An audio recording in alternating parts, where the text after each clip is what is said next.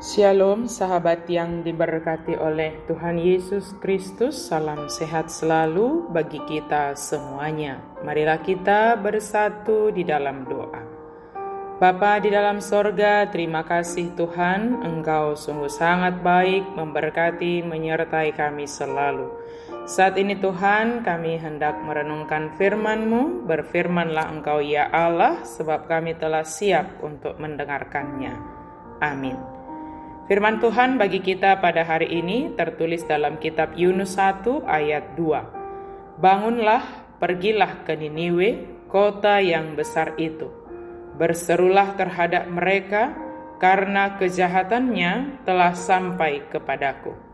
Borhat maho lautu Ninive, hutana boloni jala martitim dopak hutai. Ainunga pola maungaung hajahatun nasida saha tujulokku.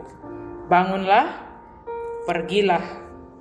Sahabat yang diberkati Tuhan, kita tahu Yunus disebutkan dalam kitab 2 Raja-Raja 14 ayat 25. Dia bernubuat semasa pemerintahan Yerobeam II, Raja Israel. Mungkin Yunus adalah salah seorang dalam rombongan nabi yang disebutkan dalam kaitan dengan pelayanan Elisa. Allah menyuruh Yunus memberitakan firman Allah ke Niniwe, kota paling penting di Asyur, negara besar yang sedang menanjak pada zaman Yunus.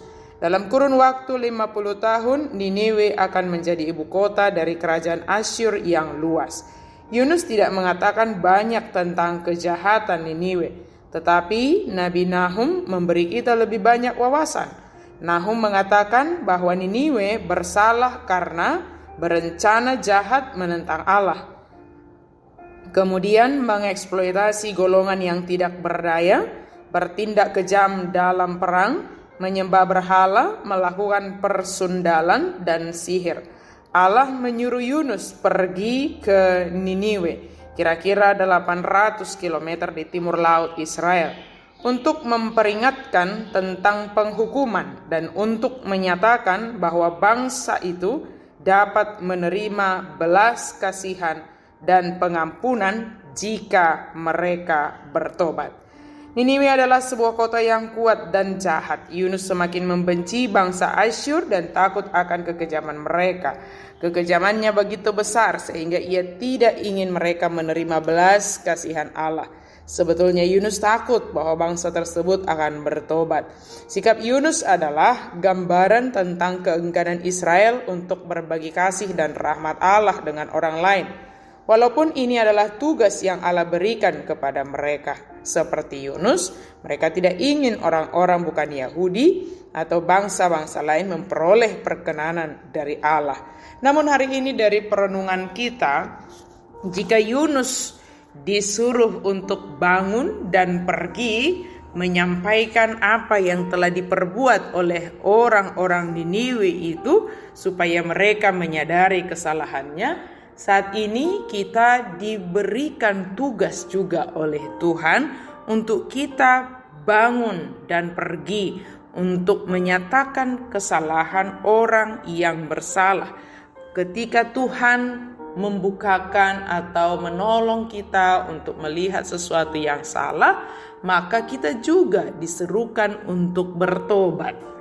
Ketika kita mengalami pertobatan, kita sudah tahu membedakan mana yang baik, mana yang tidak baik, maka mari lakukan kebaikan. Jangan terus di dalam melakukan sesuatu yang jahat. Dan tugas kita juga adalah mengingatkan orang lain akan apa yang mereka perbuat. Tentu cara kita mengingatkan mereka sangat penting. Kita harus pergi mendapatkan mereka dan kita sampaikan apa yang datang dari Allah. Maka sahabat yang diberkati oleh Tuhan, Pertama sekali kita harus menyadari kasih karunia itu bukan hanya untuk diri kita sendiri saja, tetapi orang-orang di sekitar kita juga berhak menerima kabar baik, menerima kasih karunia dari Tuhan. Maka kita menjadi alat Tuhan untuk memberitakan kasih karunia kepada sesama kita, supaya mereka melakukan pertobatan dan kasih karunia itu boleh mereka terima. Kita sebagai penerima kasih karunia jangan melakukan kejahatan lagi, tetapi maulah membawa kabar baik, berita sukacita bahwa kasih karunia Tuhan tersedia bagi siapapun yang mau datang menyesali setiap dosanya. Amin. Mari kita berdoa. Terima kasih Tuhan untuk firman-Mu. Terima kasih untuk kasih karunia-Mu Tuhan yang tersedia bagi kami semuanya.